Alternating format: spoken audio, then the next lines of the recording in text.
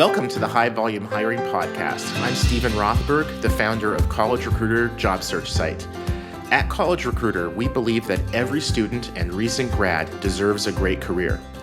This podcast features news, tips, case studies, and interviews with the world's leading experts about the good, the bad, and the ugly when it comes to high volume hiring. Thanks for joining us. Today's guest is Jon Beck, the host of the Hiring University podcast and founder and CEO of Ursus, a technical and creative staffing provider located in the San Francisco Bay Area. Jon, welcome to the show. Hi, Steven. Thanks for having me. So before we kind of get into the meat of the conversation, tell the listeners a little bit about yourself and what you've been up to. Sure. So as you noted, I'm the founder and CEO of Ursus. We are in year 7 of our journey, as I like to refer to it. And you mentioned that we're based in the Bay Area, and that's true. That's where I sit. However, our company is remote and has been before it was cool. 5 years ago, we made a decision to take the company remote, and so we have employees scattered across the United States. And it's a model that's worked really well for us. We've gotten pretty good at it. And you also mentioned we focus on technical and creative staffing, which is a true statement. However, we also are trying to promote the concept of the digital transformation movement, particularly within staffing. And what I mean by that is really the movement or the what we're seeing in the market, where the tech and creative leadership, the CMO's office and the CIO or CTO, are working more closely than ever before. And that has an impact on jobs, job descriptions, and actually trying to find this talent that thinks that way, as opposed to a more siloed approach where they're just on the marketing side or just on the technical side. Well, and I love that you used the word siloed. That was exactly the word that came to my mind. So I guess my apologies to you, because apparently we think alike. But we're both old enough to remember those days where like the CTOs very often sat in a different facility, or even if they were in the same facility, they were really separate from the business. That's right. It was like this, oh, don't go into that room. That's where the computers are. Stay away. That's right. If you think about that perspective, the CIO or CTO now is expected to deliver a consumer Amazonian-like experience for their users, whether they're internal or external. And conversely, the CMO's office now has a tech stack, a Marcom stack that is dozens of applications. And so you can't just be one or the other. You have to really live with both worlds. And there's that symbiosis. They need each other now. And as they think about building teams, that conversation is happening more and more often in what we're seeing. Yeah, and I think I would totally agree with that. I would expand that to include other departments too, right? HR, subset of that in most organizations, talent acquisition. They have their tech stack too. They have their issues with how to market. And the organizations that are heavily siloed, and I worked in one eons ago. I worked for a Fortune 500 that was very siloed. And it's in today's world, it's dysfunctional. It just takes forever to get anything done. You have to go up to the CEO to get help from tech or HR or marketing or whatever it might be. And business doesn't move at the speed of molasses. Business moves at the speed of light. That's right. And if light can go faster, it's going even faster, right? That's not slowing down by any measure. Well, that's a conversation for the Einstein podcast. Right. And I've reached my limit right there. Yeah, I was going to say there might be one person on today's show who might be qualified to be on that podcast, and it ain't the one who's talking right now. But question for you. So, I think pretty much by definition, almost all staffing companies hire at scale. Is they're typically hiring dozens, hundreds, sometimes even thousands in any given time. Would you agree with that? I would, and that makes us unique in terms of how we think about the market versus an internal or corporate recruiter. But I think it feels like there's a follow-on question coming in here. Well, gosh, yeah, maybe, yeah. So the follow-on question, it's for the listeners, John cannot actually see the script, the prompts that I have, but I do feel like he's sort of looking through my eyeballs. It's like that, gosh, what was it, Being John Malkovich movie from like Yes. 20 years ago? I kind of Yes. feel like we're having that experience right now. So, follow-on question. When you look at how staffing companies like Ursus recruit, and then how Fortune 1000 companies, government agencies, and other, let's call them traditional employers recruit, what differences do you see? I think that there's pros and cons. I'll start with that in terms of what we're seeing and how we're looking at the market. On the pro side, we have the advantage of a broader view of what's happening out in the world. We deal with hundreds of clients. We see patterns across those clients in terms of the types of jobs that they're looking for, the challenge that they're having to find talent to fill those roles. The macro market conditions across a very broad spectrum. The con, and maybe con's not the right way to say it. The challenge for us is that we don't necessarily know and never will know an organization as well as they'll know themselves. All the ins and out and the uniqueness of their culture and the way that they operate socially. We try and we have a lot of conversations around that, and that's a big part of our representation of those companies. But we'll never know them as well as they know themselves. So when you look at who's going to be most effective to find that talent, that I always am a big advocate of doing both. I think it's limiting to say we're only going to have internal recruiting and not use agencies, or vice versa. The market is so competitive right now that if not using all of your available resources or options, I believe is a mistake. And we appreciate and acknowledge that. We know that our clients have internal resources, and sometimes we'll get a job that they'll be working on themselves, and it's up to us to decide whether we're going to put forth the resources or prioritize to try to fill that role, or think that they can do it better internally. So that's from the selling to the marketplace. As a recruiter, the differences are the same as well too. If you're internal corporate, you're going to intimately know your business, but you may be doing the same thing or working on the same job over and over again, versus agency where you have an opportunity to represent and work on a lot of different things. And so there's no right or wrong there. They're just different. Yeah.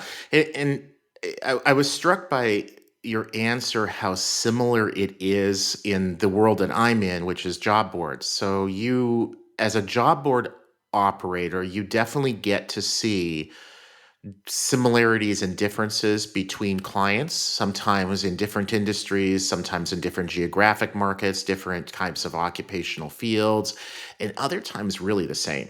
You have two fast food companies hiring for the same kind of role in the same metro area, and one is meeting with a lot of success, and the other one, they're just like beating their head against a brick wall.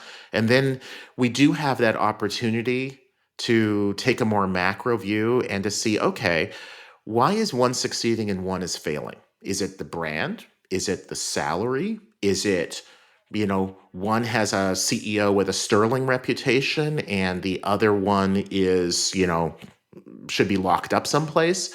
There are differences between those organizations. And then I would imagine you and your team would then do what we would do, is that is you would share those with the client. You're not going to say, hey, we also work with XYZ Corporation and here are their corporate secrets. But there are plenty of opportunities as a staffing company, I would think, to say, we have a lot of different clients, and we have clients that have recruiting needs very similar to yours. And we've learned that X, Y, and Z really succeed with this kind of role. And so you're able to knowledge share with your clients. And sometimes they're going to be receptive to that, and sometimes they're just not. Sometimes for very, very good reasons. Like you say, they know their business better than you could ever hope to. And you mentioned a couple of the big reasons why one company may have success and the other doesn't. There's a myriad of smaller but yet very important reasons why there could be success or not success too.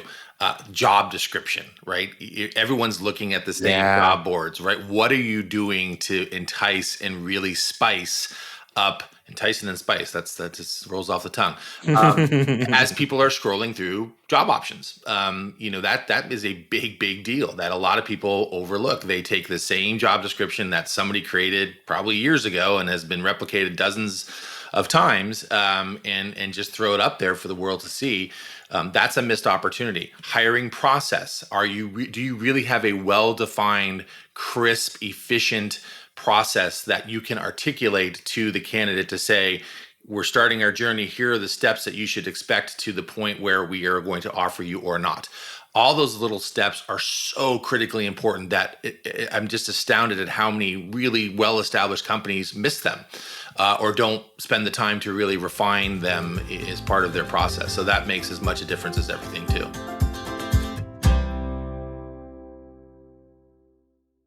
What if I told you that your boss skydives, Tim in marketing is a magician, and Sam in accounting does sums in his head while standing on his hands? Seeing sides of the people you work with but never see, sides that inform and inspire their work and that can inspire yours, is what The Talent Show is all about. Email me, Tom Alexander, host of The Talent Show, at talentshow@backboneinc.com, and show us what you got. I look forward to seeing you on The Talent Show.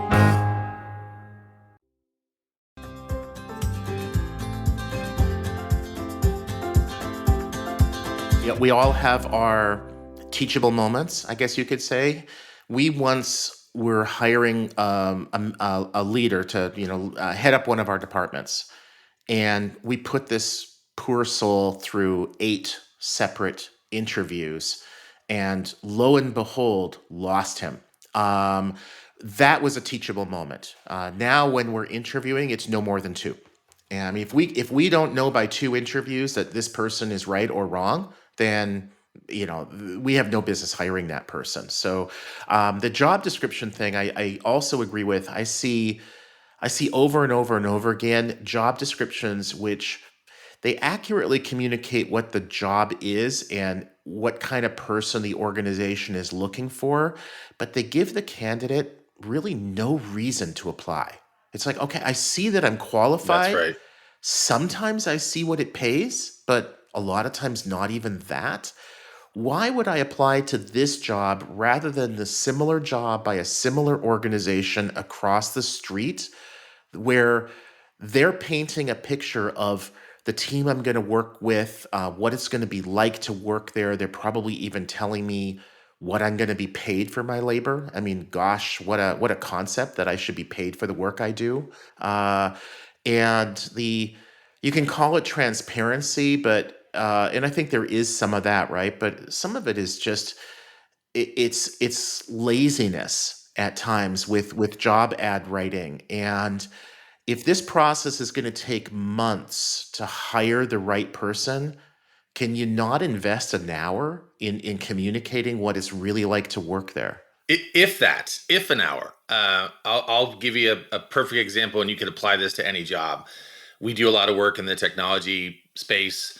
We'll see job descriptions that will come over and say software engineer, and title is the first place to make an impression. So there are dozens, if not hundreds, of programming languages out there. Software engineer for what? Which programming language are you looking to hire for? That's the start. And then as you go through the description, what are the actual specific things that you're asking this person to do? Talk about the project, talk about the team, talk about the uniqueness of the organization, and you can set tone or convey tone in a job description the way that you write it. Is it bone dry, boring, very factual, or does it have some color to it that is unique and highlighting the way that the company thinks? There's just so many opportunities to leave a mark and impression in a hyper competitive job market. I mean, people talk about, the hiring or the interviewing process and getting people to the table.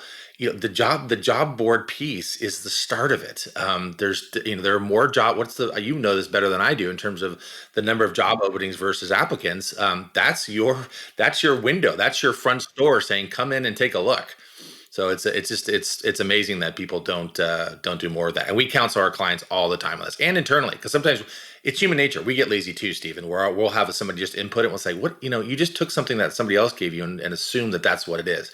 Challenge it and look at it and edit as appropriate. Well, I'm sure you're not saying that you or your team have ever made any mistakes at any time, because that's just that'd be crazy talk. We the reality is we all make mistakes every day, and there's nothing wrong with it, right? It's just make a mistake, learn from it, be better the next time. And so some of the stuff that you and I are sharing here, it's from lessons hard learned. We've made a lot of these mistakes ourselves.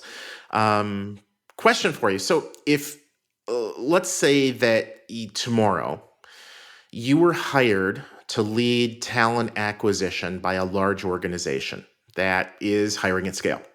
What would be the first three things that you would want to make sure that they're doing? I think we've touched on a few of them. The first one though is process. To really take a look at the process, and that can mean the steps, number of interviews. Is there a tracking system in place? Again, it's amazing. Very mature household name companies have no applicant tracking system. No way to track the candidates that are coming inbound and going through the process and providing information if they reapply and just you have to have a process in place, especially if you're dealing with a lot of stakeholders that are making decisions based on budget, involved in the hiring process. We can't assume that everybody sits in the same office these days and can convey or share information around the water cooler. So process would be number one. The second one is really, identifying and mapping what the company's mission and culture is to that process. Every time you have an opportunity to touch a candidate, are you conveying and selling, because let's be honest, this is a sales opportunity, who the company is, what they do, and how they do it to the applicant, and making that really embedded in part of your DNA for your entire talent acquisition team. So those are the first two. The third one, I'd probably have to sit back and assess after I'd done the first two to see what else needed to happen. But I guess actually I do know is really impressing upon, and this is constant, it's not a one-time event, but impressing upon your stakeholders who are the hiring managers what your process is and how you're presenting the company, and challenging them when they come forward and say, I have a job rec for you to fill, that they are prepared to meet the criteria that you've set for the team yourself. Don't just send me a list of bullets. If you can't write a job description or don't know how, we'll help you do it. And understand the process and be prepared to participate in it, because that's another thing. If you don't have buy-in from your stakeholders, you can have the best process in the world, and Mary or Jim isn't available for the interview and isn't making that a priority because they just don't think it is, and a week goes by and what happens, the candidate moves on and takes another job. So that's constant as well too, and it's a hard job. People underestimate HR and talent as they're just shuffling resumes around. It is a sales job first and foremost, and a big operations job as well too. So I have a lot of respect for our internal clients. Oh yeah, and absolutely. And in this kind of a labor market, whether you call it a labor shortage or a mismatch or whatever, this is unlike anything that most hiring managers, talent acquisition people, HR have ever experienced. In traditional labor market. And I think I'm probably preaching to the choir here. You post a job, and within days or a couple weeks, you get 50 applications, and 10 of them are probably really good, and you have your pick. And if it takes you 2 weeks or 4 weeks or 8 weeks to get back to the person with an offer, you're fine, because the reality is they didn't get another offer. But now, with so many roles, especially some of the stuff that you're dealing with, they're they just put out to the market. It's like, hey, I'm looking for, I'm a full stack developer, and I'm looking for this kind of work. And the phone rings, and they've got 3 different offers there. So that time to hire, which of course is broken down into a lot of different steps, is just so much tighter than it used to be. When we're hiring people now, if we can't go from the point where they apply until the point where we're extending an offer in a week, then we know there's a really good chance that we're going to lose that person. And the reality is we shouldn't need more than a week. If the hiring manager and the recruiter are really engaged with that opportunity, it really shouldn't take a long time. Sometimes background checks, security clearances, stuff like that. Like one of our clients is a big federal government agency, and everybody has to go through the extensive FBI check. Well, that's kind of out of your hands. But those candidates know that, they expect that. But you're still going to lose some, because if it literally takes them a year and a half to go from the point of application to hire, and they just know that that's just part of the struggle they have, and they're going to end up losing people because most people can't wait a year and a half to take a new job. So last question, and that is listeners who want more information about you, what you do, whatever, where would you like them to contact you? Sure. So the best way to get in touch with me is on LinkedIn. I'm fairly active, as is the company, and it's Jon No H, Jon Beck, at Ursus, Ursus. And for those that are curious, Ursus is Latin for bear. I'm a Cal Berkeley grad.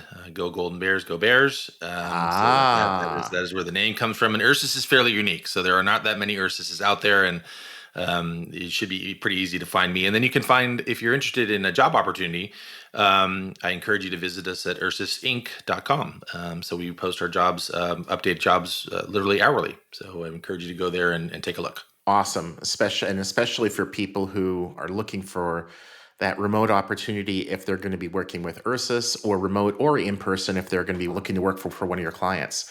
Well, thank you very much for joining us today on the High Volume Hiring Podcast. It's a co-production of Evergreen Podcasts and College Recruiter. Please subscribe for free on your favorite app, review it, 5 stars are always nice, and recommend it to a couple of people you know who might want to learn more about how best to hire dozens or even hundreds of people. A special thanks to our producer and engineer, Ian Douglas. I'm your host, Steven Rothberg, of job search site College Recruiter. Each year, we help more than 7 million candidates find great new jobs. Our customers are primarily Fortune 1000 companies, government agencies, and other employers who hire at scale and advertise their jobs with us. You can reach me at steven@collegerecruiter.com. Cheers.